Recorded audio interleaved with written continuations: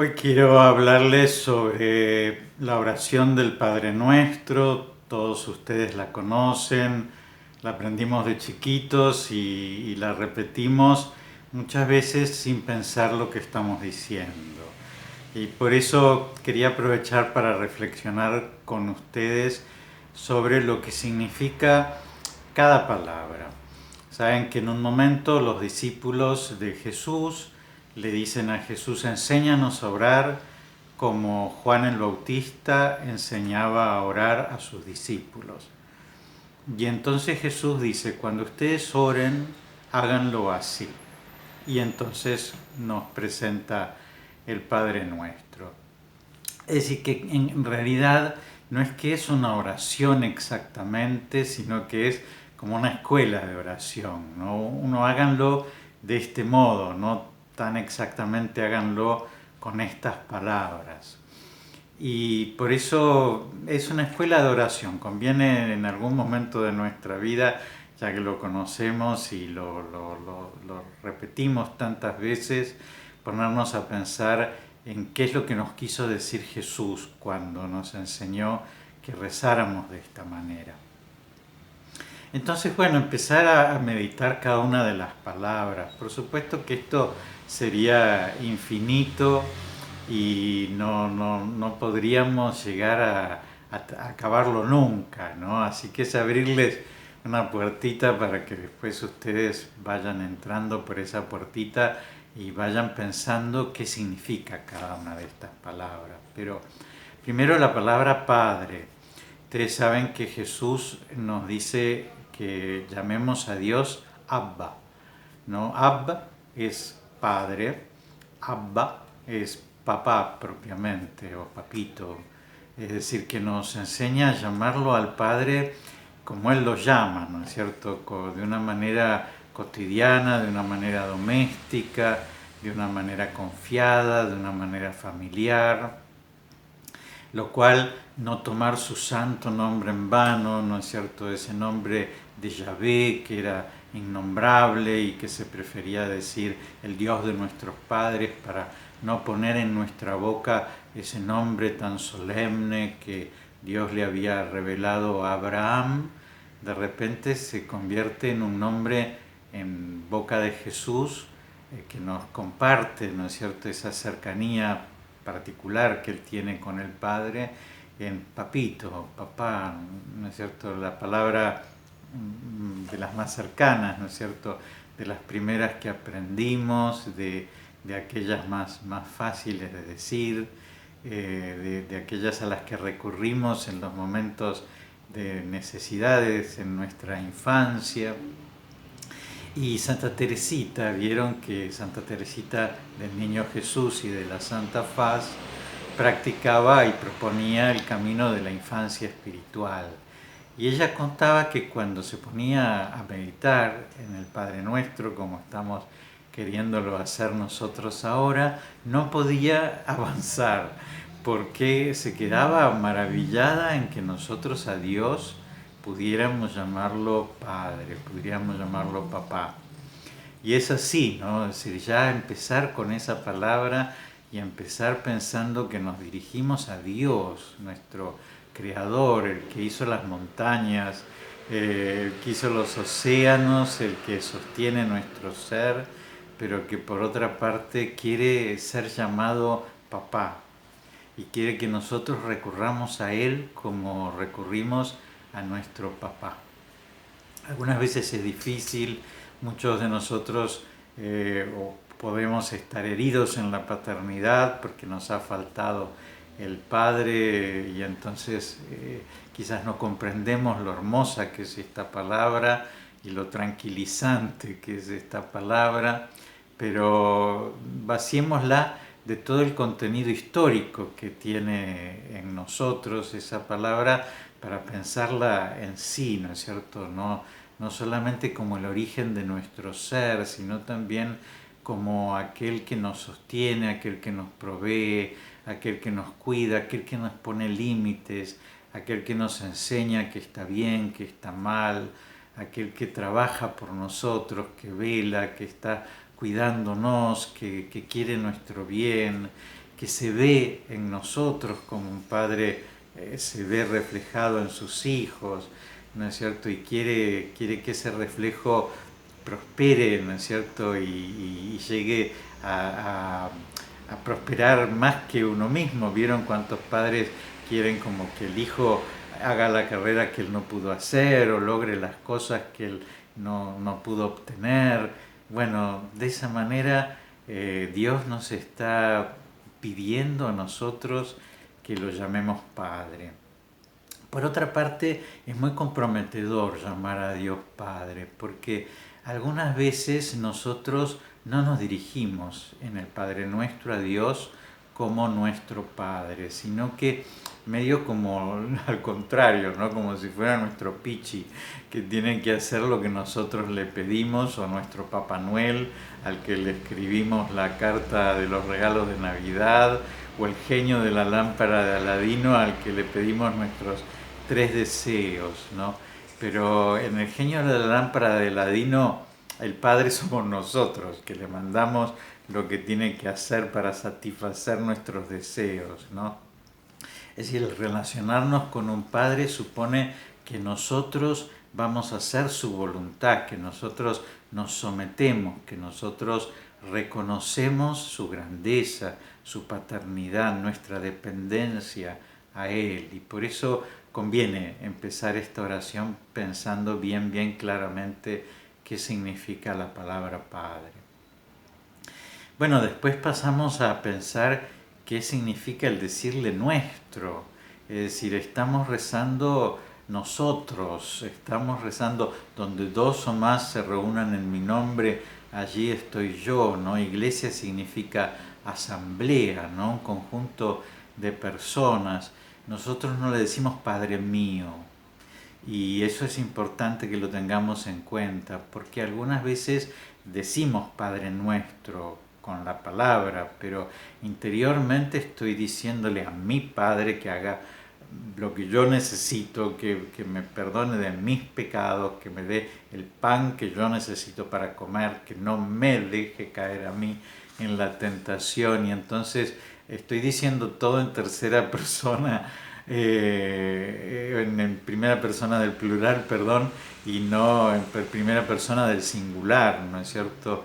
Y eso algunas veces trae una desconexión, por eso conviene saber que cada vez que nosotros rezamos el Padre Nuestro, estamos presentándonos como sus hijos, y yo estoy pidiéndole que perdone mis pecados, pero que también perdone los pecados de todos, incluso los pecados de la persona que me ha ofendido, ¿no? Y cuando pido el pan, no solamente pido mi pan, sino pido el pan para todos los hombres, particularmente para aquellos que más los necesitan, ¿no? Es decir, que además de pensar mucho en que estamos hablando con el Padre, pensar que estamos hablando con nuestro Padre, ¿no? Que el reconocerlo como nuestro también nos hace reconocernos a nosotros como hermanos, ¿no? Y que por eso no estoy mirándome el ombligo y viendo qué necesito y qué tiene que el Padre satisfacerme, sino estoy presentándome como pueblo de Dios, ¿no? Como todos los hijos de Dios que nos dirigimos a ese Padre que es nuestro. ¿Y qué le decimos a ese Padre que está en el cielo? En realidad Dios está en todas partes, ¿no es cierto? ¿Por qué decimos que estás en el cielo? Bueno, siempre la religión ha entendido que Dios está en otro lugar. ¿Por qué? Porque religar, ¿no es cierto? Es decir, hay que volver a ligar algo que está separado, ¿no? Entonces nosotros estamos en la tierra, Dios está en el cielo. Hay como una separación, por eso necesitamos una religión, ¿no? Necesitamos un puente entre ese lugar donde está Dios y este lugar donde estamos nosotros. No es que Dios no esté en la tierra, claro que está en la tierra, pero lo ubicamos en un lugar al cual nosotros no no llegamos a ese Dios, está como por encima de nosotros. Nuestro pecado nos ha alejado de Él porque un día nosotros hemos salido del paraíso, hemos salido de esa comunión que teníamos con Él, y entonces no es que no esté en todas partes, sino que está en un lugar en el cual nosotros no podemos acceder. Y por eso, por la religión, tratamos de llegar a ese Padre nuestro que está en el cielo, ¿no? En ese lugar que está por encima de nosotros, por encima de nuestras posibilidades de llegar, ¿no? Por eso las iglesias, sobre todo las góticas, ¿no? Se van tan para arriba, ¿no? En ese esfuerzo ascensional, o por eso la montaña, ¿no es cierto?, que es el lugar en donde la tierra se mete en el cielo, va a ser el lugar de la teofanía, ¿no? De la manifestación de Dios, porque ese Dios está más allá, está por encima de nosotros. Bueno, ¿qué hacemos primero a ese Padre nuestro que estás en el cielo? Santificar su nombre. El nombre se identifica con Él, ¿no es cierto?, con quien es, ¿no? Como los nombres se identifican con las personas, ¿no? Y entonces el nombre de Dios es llamarlo santo. Es importante esto porque vieron que nosotros muchas veces empezamos la oración mirándonos nosotros, ¿no? Ay, necesito tal cosa, ay, estoy tan solo, ay, me siento tan mal. Y en realidad la oración siempre tiene que empezar mirándolo a Dios, ¿no? Que es lo importante. Y alabándolo, ¿no es cierto?, adorándolo, cantando su grandeza. Mi alma canta la grandeza del Señor, mi espíritu se alegra en Dios mi Salvador. Empieza la oración de la Virgen, ¿no? Es decir, la oración siempre tiene que empezar glorificando a Dios, ¿no? Entonces, santificado sea tu nombre, ¿no? Ese nombre que es santo sea reconocido como santo por todos los hombres, es decir, que todos los hombres nos arrodillemos delante tuyo, ¿no es cierto? Que todos los hombres te reconozcamos a vos, que eso es lo más importante, mucho más importante que nuestras otras necesidades, ¿no es cierto? Es que sea santificado el nombre de Dios, ¿no? Que todas nuestras obras glorifiquen a Dios, que el hombre glorifique a Dios, ¿no es cierto? Que toda la tierra glorifique a Dios. Dice, venga a nosotros tu reino. ¿Se acuerdan ustedes que el mensaje primero del Evangelio es que el reino de Dios está cerca, ¿no es cierto? El reino de Dios, que significa, bueno, no solamente lo escatológico, lo que va a venir al final, cuando Jesucristo venga a reinar sobre los vivos y los muertos, sino que ya el reino de Dios está en medio de nosotros, cada vez que se ama, cada vez que se perdona, cada vez que se vive la voluntad de Dios. Entonces el reino de Dios está en nosotros, porque Dios está reinando. Y entonces ese reino que está cerca, bueno, que venga, ¿no es cierto?, ¿no? Que llegue, que se realice, ¿no es cierto?, que ese reino encuentre en nuestros corazones docilidad para que verdaderamente Dios pueda reinar. Por eso les digo, la primera parte del Padre Nuestro va a lo importante, que es que le pedimos que se realice ese plan maravilloso que Dios tiene sobre los hombres.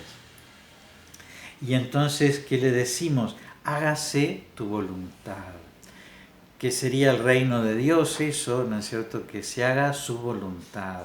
La voluntad de Dios la escribimos con mayúscula, ¿no es cierto? Porque en realidad es la voluntad que importa, ¿no? Él quiere nuestro bien más de lo que nosotros lo queremos. Y Él lo puede conseguir. Y Él lo conoce perfectamente. Entonces muchas veces cuando nosotros queremos que se haga nuestra voluntad, nos equivocamos porque no era lo que más nos convenía. Pero que se haga la voluntad de Dios, que venga su reino, es decir, que se realice perfectamente su reinado, que se cumpla de una manera perfecta su voluntad, eso es lo que nosotros queremos. Miren, yo les digo, yo casi tengo 30 años de sacerdote, ¿no? Y reconozco que muchas veces he buscado, he creído, ¿no es cierto?, en mi voluntad, en mi buena voluntad, ¿no?, en que yo quería hacer tal cosa y qué bueno que se cumpla. Y vieron que después de muchos años uno se da cuenta que el hombre propone y Dios dispone, ¿no es cierto?, que muchas de las cosas que ha querido no se han cumplido y que muchas de las cosas que ha querido se han cumplido y no han resultado tan buenas. Santa Teresa dice que derramamos más lágrimas por aquellas peticiones aceptadas que por aquellas peticiones rechazadas. Es decir, cuando se cumple lo que nosotros le pedimos a Dios, nos va peor que cuando dejamos que Dios haga su voluntad sobre nosotros y no le decimos lo que tiene que hacer. Y eso es verdad, cuando uno mira para atrás y dice, pensar que yo quería tal cosa que no resultó para nada. Entonces que se haga su voluntad, ¿no? Hoy yo pienso, lo único que quisiera de acá hasta que me muera es que se haga su voluntad. Aun cuando esa voluntad quizás no coincida con la mía y ciertamente no va a coincidir porque mi voluntad está tan nublada, ¿no?, por mi inteligencia, que cree cosas buenas que no son tan buenas, y por eso que se haga tu voluntad, ¿no es cierto? Eso que contesta la Virgen, ¿no? Es decir, aquí la esclava del Señor, hágase en mí según tu palabra, ¿no es cierto? O eso que dice Jesús en el huerto de los olivos, Padre, aparta de mí este cáliz, mas no se haga mi voluntad sino la tuya, ¿no? Que se haga la voluntad de Dios. Es algo muy importante porque como somos libres, Dios es todopoderoso para hacer su voluntad, pero una vez que nos hace libres, Él se ata a nuestro sí o a nuestro no. Y por eso que le digamos que se haga tu voluntad es darle nuestro sí. Y le decimos, así en la tierra como en el cielo. Ahí hay distintas interpretaciones, ¿no? Algunos vieron que en inglés se dice sky y heavens, ¿no? Y entonces sky sería el cielo físico y heavens sería el cielo escatológico en el que vive Dios, el cielo teológico, ¿no es cierto? Y entonces hay algunos que dicen que se haga tu voluntad así en la tierra como en el cielo, significa que así como los astros en el cielo físico cumplen esa voluntad, ese tiempo, esas pautas, esos movimientos que les impuso Dios, y la estrella de Belén marcó el nacimiento de nuestro Salvador en el momento y en el lugar adecuado, ¿no es cierto?, como correspondía, porque el cielo físico hace la voluntad de aquel que lo creó.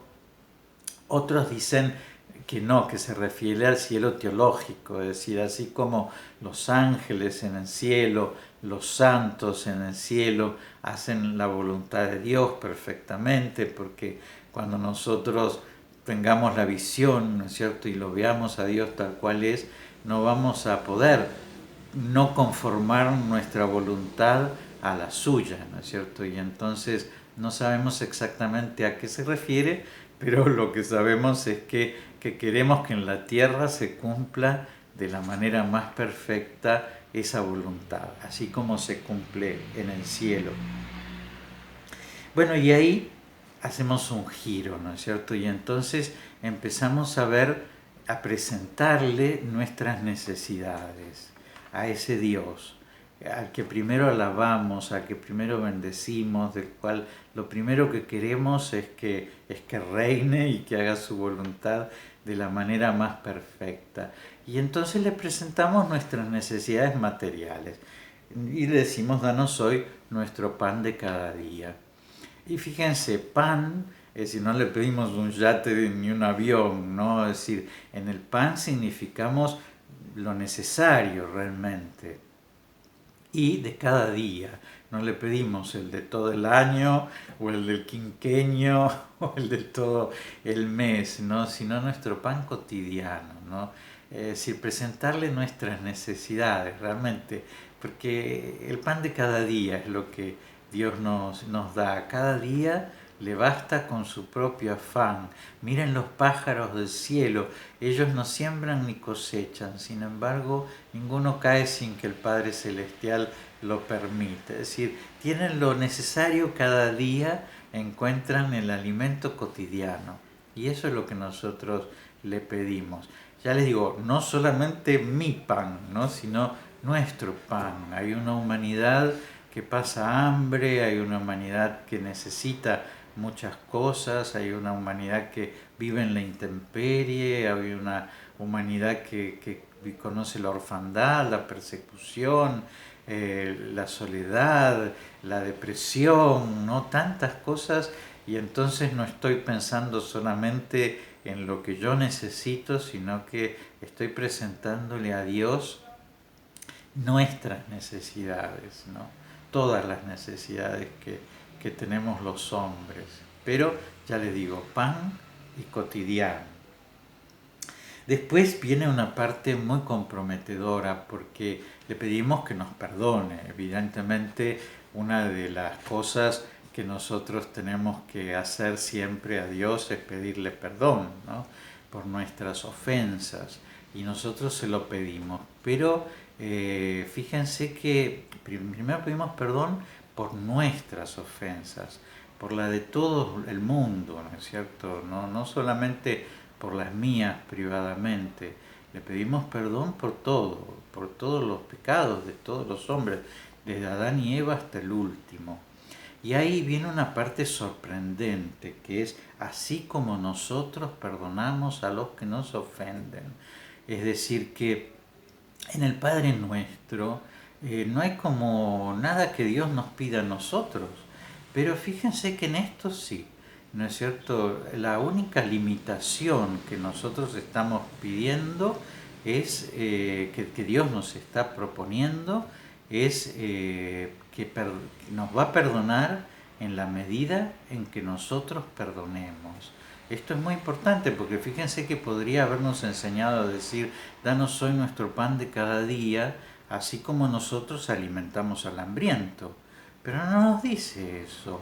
O podría habernos enseñado, y líbranos del mal, así como nosotros libramos del mal al que lo padece.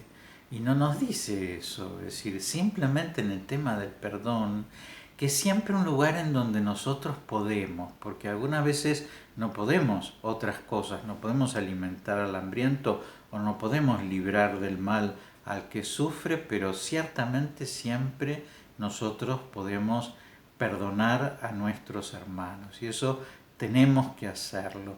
Fíjense que cuando yo era chiquito era un poquito escrupuloso y cuando cantábamos el himno nacional yo nunca decía, oh juremos con gloria morir, porque pensaba que después si no moría con gloria, entonces estaba jurando en vano, ¿no es cierto? Y eso me parecía terrible. Entonces yo cantaba, oh, con gloria morir. Pero fíjense qué sabio, ¿no? Y muchas veces digo, pensar que de chiquito yo me daba cuenta de eso y hoy no me doy cuenta que digo que me perdone en la medida que yo perdono y guardo rencores y entonces yo mismo estoy firmando mi condena, ¿no es cierto? Porque si no perdono y le estoy diciendo a Dios que me perdone en la medida que yo lo hago, soné. Así que es muy importante que uno en el Padre Nuestro perdone realmente de corazón, no guarde rencores, le pida a Dios que nos enseñe a perdonar como solo Él sabe perdonar, porque ya les digo, esto debió haber sido bastante importante, porque incluso si van al texto del Evangelio en el cual Jesús enseña el Padre Nuestro, después de enseñar la oración, vuelve a repetir el tema del perdón, así que evidentemente es algo que le importa. Bueno, después decimos, no nos dejes caer en la tentación. Fíjense que no le decimos a Dios que nos libre de la tentación, porque la tentación en realidad termina bien o mal, ¿no es cierto? Es decir, nosotros llamamos tentación en general a la acción del demonio y prueba a la acción de Dios, pero muchas veces es la misma situación, ¿no es cierto? Es decir, es una oportunidad en donde el demonio apuesta para que caigamos y Dios apuesta para que no caigamos, ¿no es cierto? Y entonces la tentación no es neutra, ¿no? O termina mal en pecado o termina bien en un acto de virtud, ¿no? Que en donde nosotros rechazamos esa tentación de pensar mal, de hablar mal, de robar, de mentir, de cualquier cosa, ¿no es cierto?, que fuera la tentación, y por eso le pedimos la fuerza para en ese momento de la tentación o de la prueba no caer, ¿no es cierto?, sino con su gracia poder elegirlo a Él. Y entonces, ya les digo, no es que las tentaciones no las vayamos a tener, las tuvo el mismo Jesucristo, ¿no? Pero como Él tenemos que vencerlas con su gracia, con su fuerza. Y finalmente le decimos: más líbranos del mal, ¿no es cierto? Porque sí, el mal es absoluto, ¿no es cierto? Y entonces el mal no lo queremos. Y el líbranos del mal significa todo, es decir, desde el pecado hasta la condenación eterna, ¿no es cierto?, de todos los males, de los males físicos, de los males espirituales, de cualquier cosa, ¿no es cierto?, que sea un reino del mal, ¿no es cierto? Eso no lo queremos nosotros, líbranos de eso, no lo permitas para nuestra vida.